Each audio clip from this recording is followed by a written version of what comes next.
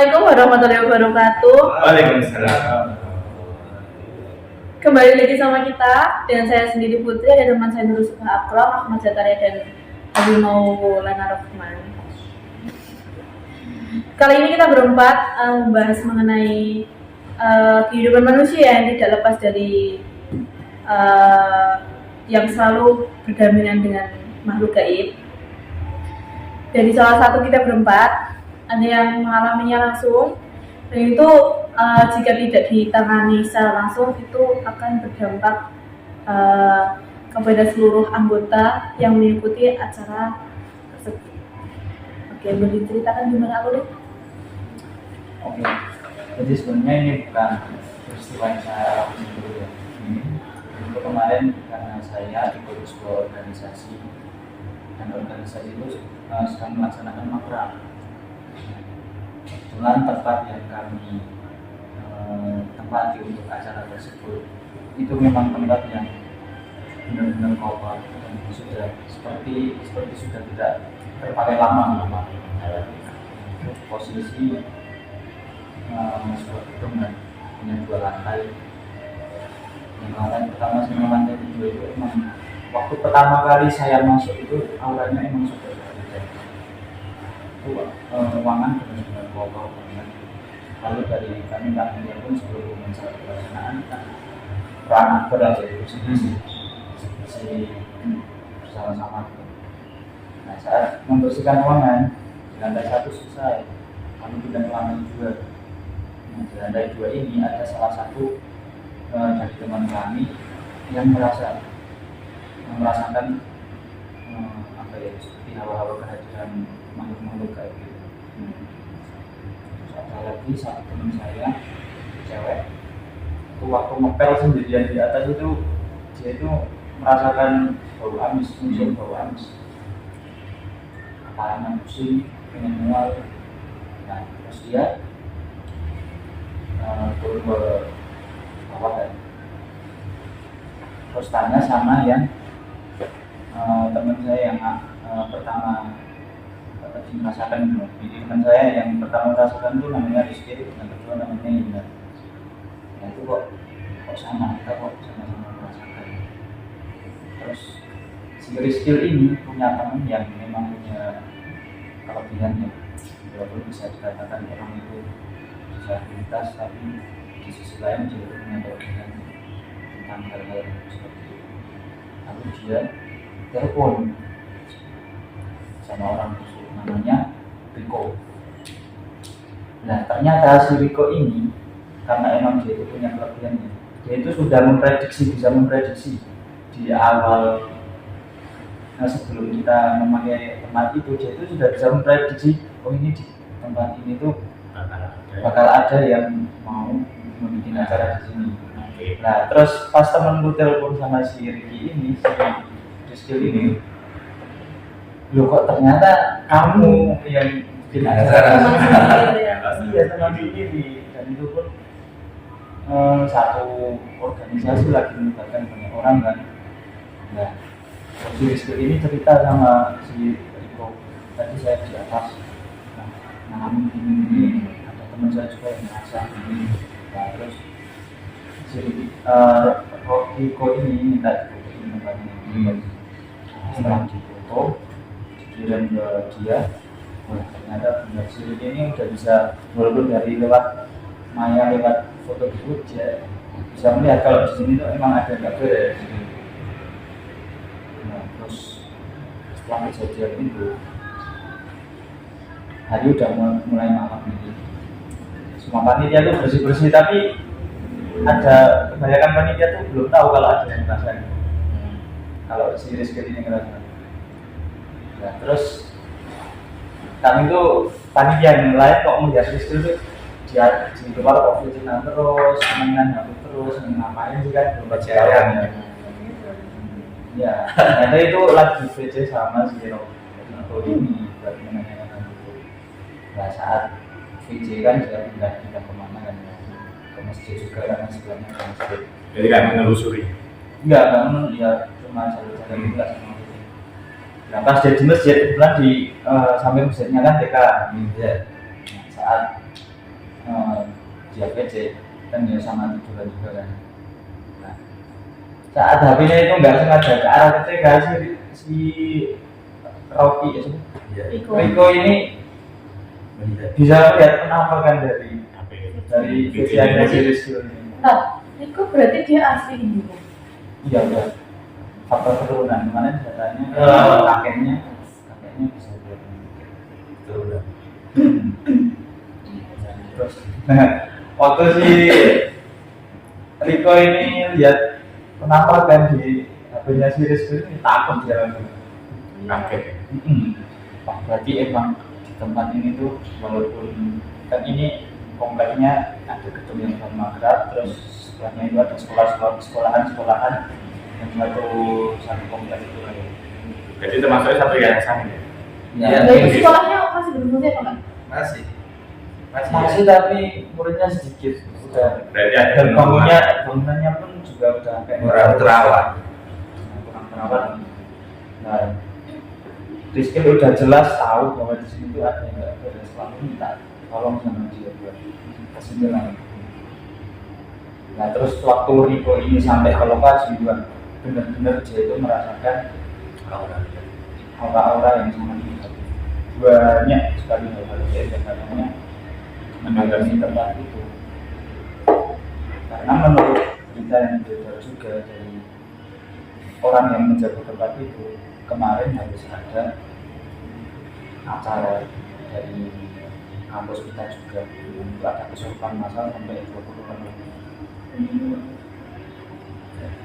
Jadi gedungnya sih buat makrab itu lama nggak kepakai. Iya juga lihat dari pertama aku masuk ke situ udah Nuansa udah Tapi emang maksudnya emang tempat itu jarang dibersihin itu emang sering ditempatin sama mereka karena mereka itu kan suka tempat yang lembab kotor gitu kan. Sedangkan di kita di agama Islam juga dianjurkan untuk menjaga kebersihan. Anda ada satu minat Kebersihan adalah Terus lanjut. terus si ini kan masuk dipanggil ke lokasi. Dia itu sampai ke lokasi udah benar-benar bisa merasakan hal-hal yang negatif yang ini. Bahkan dia itu sampai melihat ada 3 anak orang peserta itu yang bakal terindikasi bisa kena gesekan dimensi. Oh berarti kan ngomong apa tempelan? Enggak, gimana ya? Bisa maksudnya tuh bisa terindikasi dia itu bisa kena gesekan selain gesekan itu ya antara dimensi kita sama dimensinya mereka, gesekan yang mungkin nanti bisa masuk. Bisa masuk. Dan itu emang benar-benar terjadi. Suruhan bener? Untung nggak sampai kesurupan. Itu waktu acara pas malam. Padahal itu dia itu kesurupan ya. Bukan kesurupan sih. Pertama pingsan. Itu padahal habis bacaan awal, habis malunya. Cewek. Dia itu emang punya riwayat asam lambung. Tapi kalau sampai pingsan kan mungkin karena belum makan atau gimana ya. Bisa jadi. Nah itu padahal sebelumnya itu dia makan, nggak merasa apa-apa. Tiba-tiba kok keluar ruangan habis malu dia keluar gedung, dia itu di jalan bro. Terus? Itu emang berarti dia itu udah menjadi sasarannya mereka kan. Apalagi waktu pembacaan sholawat itu kan emang reaksinya lagi panas-panas. Mengganggu lah ya buat mereka. Terus yang ini cewek? Nah ceweknya ini kan kalau kata si Romi ini kalau tubuh kita ada yang nempel kan di dalam, maksudnya di apa di kemungkinan kan lagi ada penarik-tarikan. Si Riko ini menolong. Dia masuk ke dimensinya itu.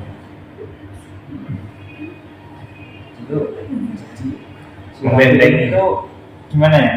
kalau orang pada umumnya itu misal mau mengobati orang yang kayak gitu kan, ya, Oh. tapi dia itu bisa sambil omong-omongan gini, dia itu bisa sambil menyembuhkan karena katanya itu bawa masukan.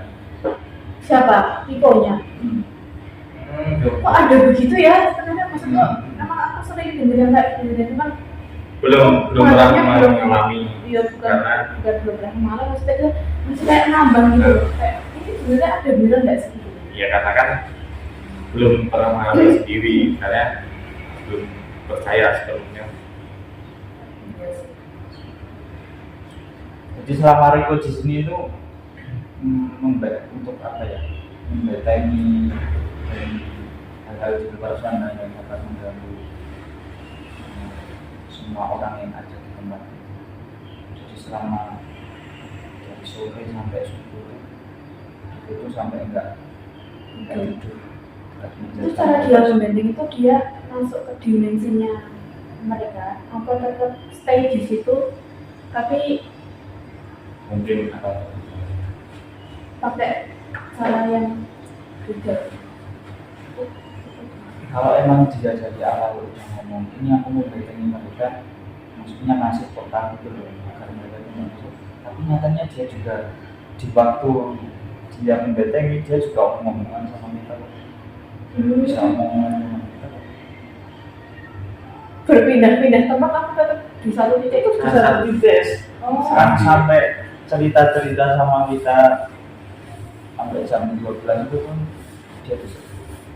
Ya sama, ya istilahnya sama membetengi mereka itu bisa. Terus kalau misal ngantuk gitu gimana? Bisa ngantuk gitu. Itu sih kurang tahu ya kan. Tapi yang benar yang jelas-jelas itu dia nggak tidur selama yang lain. Terus aku sampai subuh itu acara langsung selesai kok. Nggak ada lagi. Berarti kita bandingnya itu masih hari 2? Sampai acara selesai. Karena takutnya ini kalau dia itu misalnya habis itu kan, sedangkan pertamanya kan otomatis kalau kita akan dia udah pulang, itu takutnya nanti ngincer anak-anaknya. ya mungkin Ya kalau itu kalau menurutku saya gampang dirasuki atau enggak itu tergantung kitanya ya. Sebagai teman Kan. kadang kan pikirannya kosong juga mengaruhi bisa oh ngalamin. Nanti kalau mungkin imannya enggak begitu sampai enggak bisa kemasukan karena katanya kok misal jiwanya kita udah bolong dalam artian praktikasi kita bolong itu kayak iman bawah-bawah kalau kemasukan kalau kita nggak dipenuhi nggak disiplin sama dikit dan sebagainya. Asalkan kata dia yang penting cuek aja sih, nggak usah terus kayak gitu, nggak bakalan.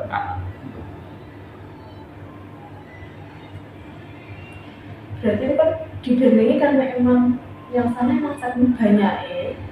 Dia ada banyak. Kata dia emang ada. Aduh, ya nggak tahu deh. Kayak misal punya anak satu polanya gitu. Bisa juga biasanya kalau misal kalau yang sangat besar itu yang kita nggak berusaha sendiri itu lama. Ya mungkin sudah mohon maaf ya. Itu kan Bisa kita. tapi segala kekurangannya yang sampai sebetulnya pasti dia punya kelebihan yang sampai segitu. Di balik layarnya berarti backingannya langsung ke pusat ya. Langsung dari pusat ya dari bagian. Oh jadi ingat cerita waktu apa? Kan ini lagi ngetren, bukan ngetren, emang lagi boomingnya Israel sama Palestina. Itu kalau ada yang dengar berita tentara Palestina itu ngancurin satu apa tiga Tank. itu namanya nggak tahu nama itu perang itu loh apa sih namanya ya itu loh aku yang nggak tahu namanya pasukan apa? itu kan katanya satu orang ini ngancurin 3 tank tapi bagi orang Ya mas. bagi orang Israel tuh lihatnya satu orang itu dua masuk gitu loh jadi kayak Ada juga kan pasukan Israel juga yang mengatakan saya bukan melawan manusia. Ada bisa. Oh. nggak tahu ya, ada di berita itu kan ada pasukan Israel yang terluka itu yang menyatakan saya tuh sebenarnya bukan perang dengan manusia, saya berperang dengan makhluk yang sangat-sangat kuat, sangat besar dan sangat intinya bukan manusia itu. Ada yang menyatakan begitu tentara Israel. Ada backingannya. Backingannya langsung dari pusat. Atau mungkin dari Indonesia mengirimkan maki. Mungkin mau balik lagi ya. Nanti di jambu hijau dulu. Nah, berhubungan dengan cerita ini, manusia berdampingan dengan makhluk gaib. Menurut Mbak dan Mas ini gimana? Kalau aku percaya sih. Sebenarnya kalau percaya itu percaya ya, karena ada ayatnya nggak sih? Ada juga apa tadi dalam surah Al-A'raf ayat 27 yang artinya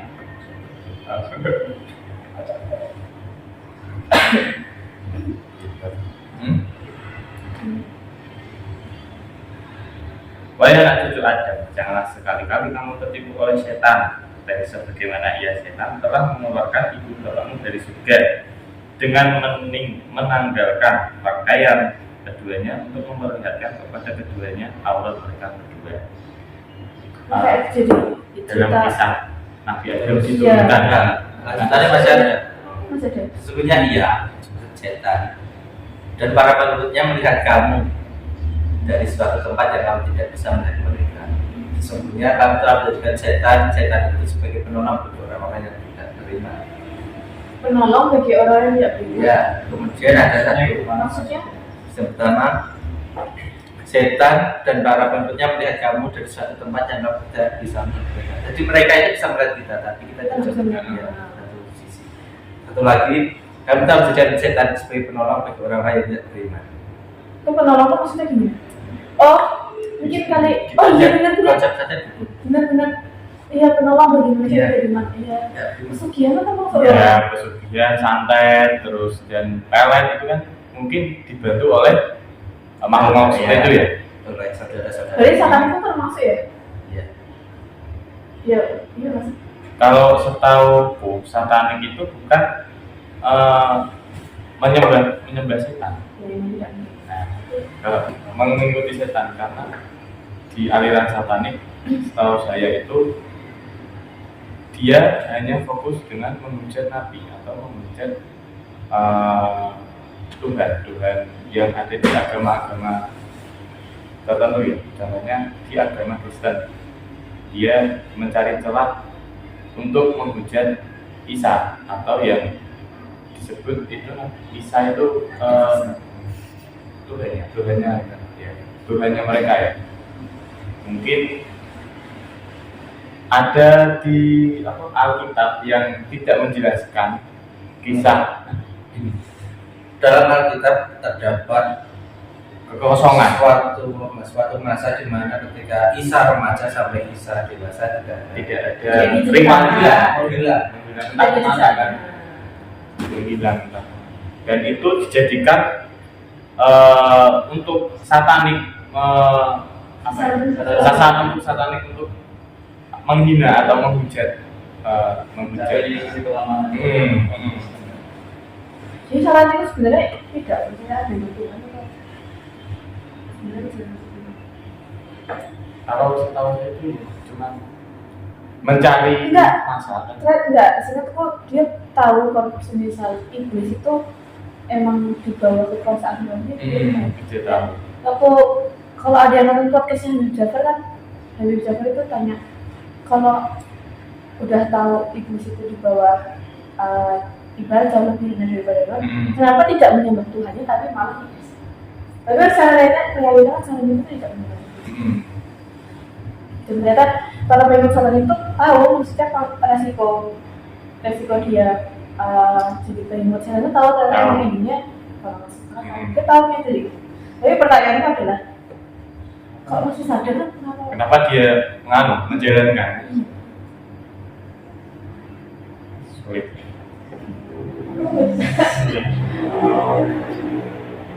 itu katanya pengikut setan itu sedih, maksudnya berduit sih. Nah, Mungkin juga bisa karena adanya ancaman.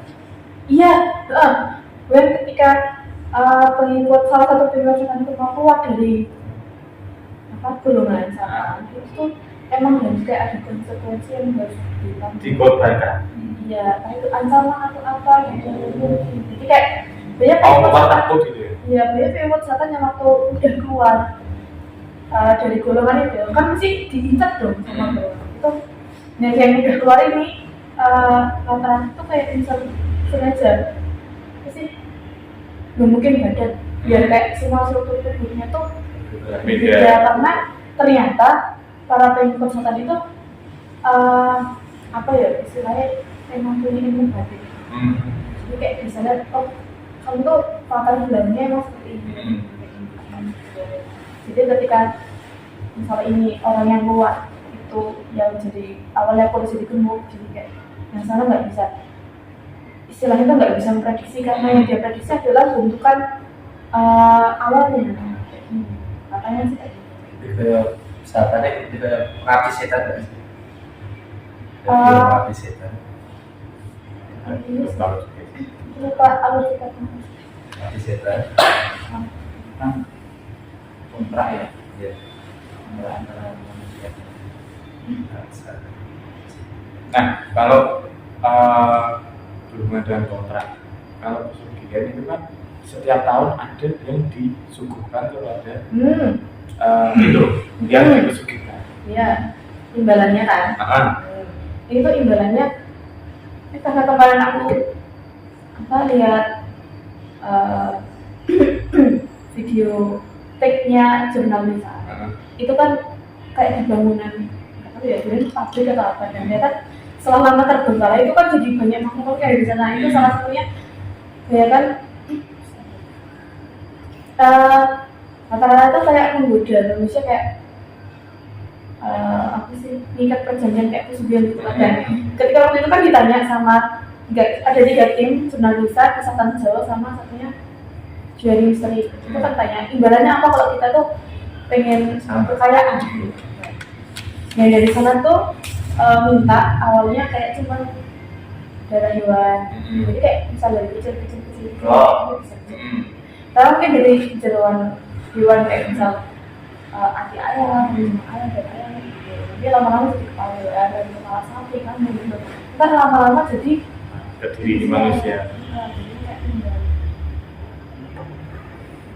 Jadi kayak ternyata emang imbalan itu bertahan. Dan tetapi yang di sana tuh ternyata aku juga baru tahu sih.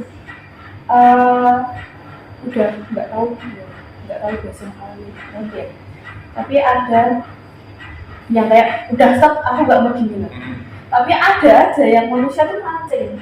Kayak ini loh, kasih ini tapi kamu harus ngasih aku kayak tapi aslinya yang dari sini, yang dari mereka itu aslinya udah nggak mau. Itu kan dipancing. Gitu loh. Ya kupikir kan mereka nggak ada kayak kesadaran gitulah ya. Ternyata emang ada kesadarannya. Berarti kan emang kayak manusianya aja yang tahu sama dunia lebih. Karena Gitu. apa yang perlu tahu juga kan, pesugihan menjadi parah atau menjadi kayak tumbalnya itu orang terdekat kita kan karena keserakahan kita untuk ingin memiliki semua, ingin kaya dengan instan, atau kita ingin menguasai harta dengan instan atau pekerjaan apa. Nah, makanya kita rela merelakan kerabat kita untuk menjadi tunggal dalam pesugihan. Ada yang pernah jadi anak sendiri jadi tunggal. Ada cerita. Nggak salah sekitaran kampus kita itu ada yang sekitar pokoknya masih ada sampai sekarang orang nggak masih gitu. Kayak gitu. dan itu areanya ya situ, area situ loh ya ada. Untuk sekarang tuh tokonya masih beroperasi, cuman nggak tahu itu Nah, kalau gini, ada beberapa orang yang sudah tahu toko ini memakai pesugihan, tapi tanpa sadar kenapa kok orang yang sudah tahu itu ada pesugihan, kenapa kok kayak ada rasa tertarik, ingin ke sana, enak. Nah, itu kan mungkin kan karena apa ya? Karena ada yang itu makhluk goib yang apa yang mungkin ya kayak menarik lah, ayo kesini. Ya itu kan, padahal kita itu aslinya udah tahu kan, kayak oh ini mengani. jadi dari situ kan Sebenarnya kan kayak aku mengonsumsi narkoba. candu Udah tahu itu salah, tapi ada hal yang menarik. jadi kan di situ maksudnya kalau misal disimpulkan secara kita sadar, jadi ini manusianya orangnya memang gampang gitu.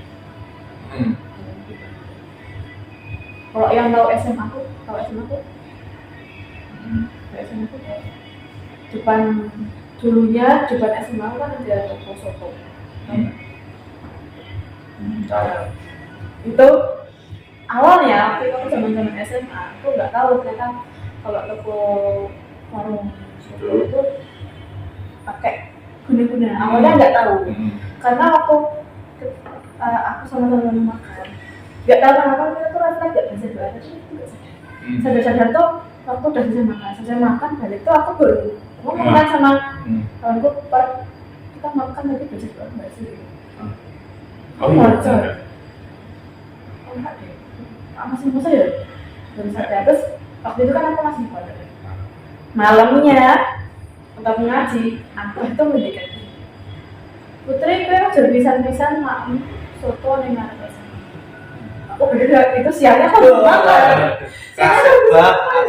Jadi kayak apa ya, ada peringatan setelah kejadian. Saya kan bisa makan sama teman kayak kenapa gitu kan, aku nggak jawab kan. Terus apa itu mendikan intinya itu tuh warnanya itu pakai guna kayak pesugihan dan disitu disebutin apa aja di sana, terus gimana cara mereka tuh biar makan makan kok enak. Waktu beliau cerita ya prosesnya gini kayak biar Kaget ya, enggak nyangka. kaget, terus kayak kayak gitu kayak itu gini jadinya tuh. Padahal pas makan tuh rasanya enak. Terus aku juga nanti kan kalau semisal kesana tuh jangan lupa baca doa makan. Aku kan jadi kayak dilalu gitu kan. Dalam cerita-cerita yang kita tahu, kayak dia banyak lah film yang menceritakan pesugihan.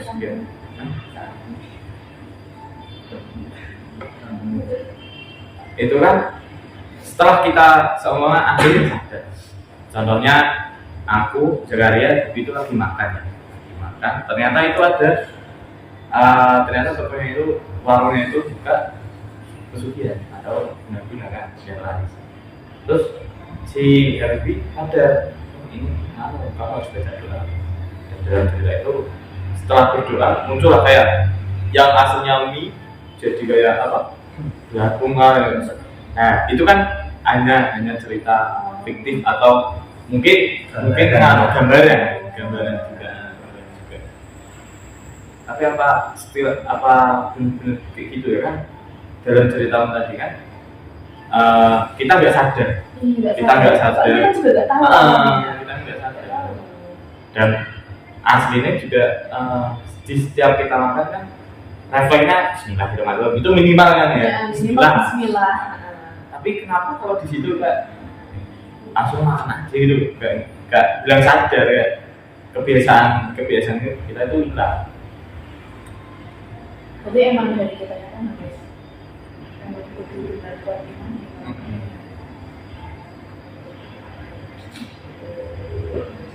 Jadi dari sebenarnya ini topiknya jadi melebar kemana-mana ya. Cuman Yang penting masih berkaitan. cuman Lanjut ke topik utama, manusia dengan makhluk. intinya adalah ternyata emang kita tuh nggak Gak jauh-jauh dari mana tuh? Ya, selalu lebih mudah. Menonton emang mungkin dari dimensi yang beda gitu. Dan apalagi kita orang Islam juga harusnya, apalagi kita kan makhluk yang mulia ya, yang diberkahi sama akal ya. Kalau pikiran kita harus kayak harus lebih unggul. Kita juga harus bisa mikir, Dalam agama itu penting. memperkuat iman. Ya harus nggak cuma sampai sholat, basic sholat lah, minimal sholat. Jadi dari cerita ini macam-macam ceritanya kayak gini. Pendapat kalian itu gimana? Masing-masing dari kalian pendapatnya seperti apa? Kalau dari aku sendiri sih, ya kita percaya nggak apa-apa karena emang itu juga sudah jelas dalam Al-Quran tadi kan. Kalau kita itu bergandengan, tapi yang jelas kita ini adalah makhluk ciptaan Allah yang pada hakikatnya kita itu lebih dari. Jangan sampai kita ini malah yang menjadi bukan menjadi budak mereka lah, malah kita yang menjadi pengikut mereka. Contohnya kayak agama satanik tadi kan, itu juga kita yang budak mereka. Jangan yang kita perlu ditekankan lagi adalah keimanan kita. Ya minimal seorangnya sholat lagi. Sholat itu karena sholat yang akan menolong. Quotes of the day. Mungkin dari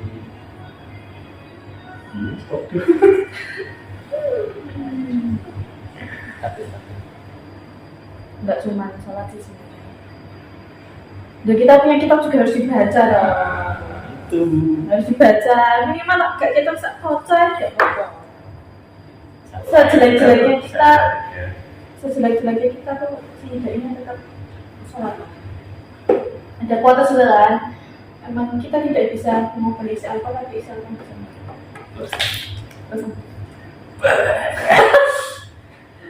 terutama cewek-cewek itu kan gampang banget ke itu ya.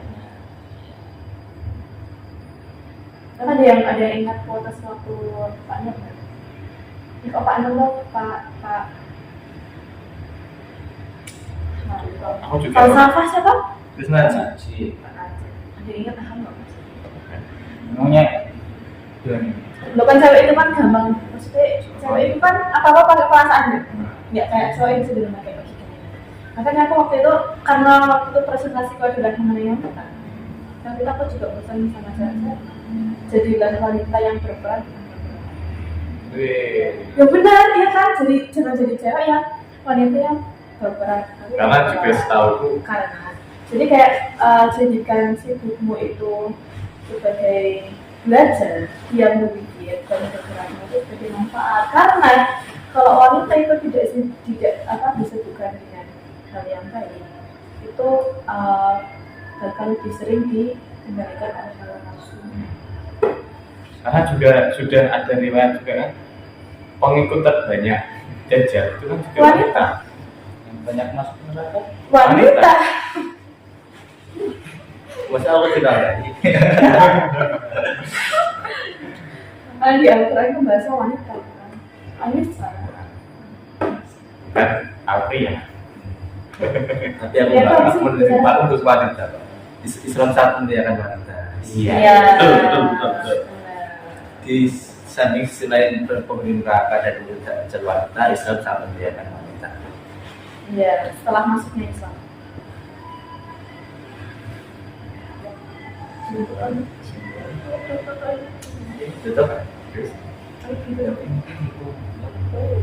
Ya, bisa mengatakan itu. Sedikit pembicaraan. Yo kan? Karena sekian diskusi kami. Sekian dari kami, itulah sedikit pembicaraan. Ada beberapa topik bisa diambil yang baik-baik, sisi-sisi positifnya aja. Sekian dari kami, Beli TV Kualitas. Assalamualaikum warahmatullahi wabarakatuh. Waalaikumsalam.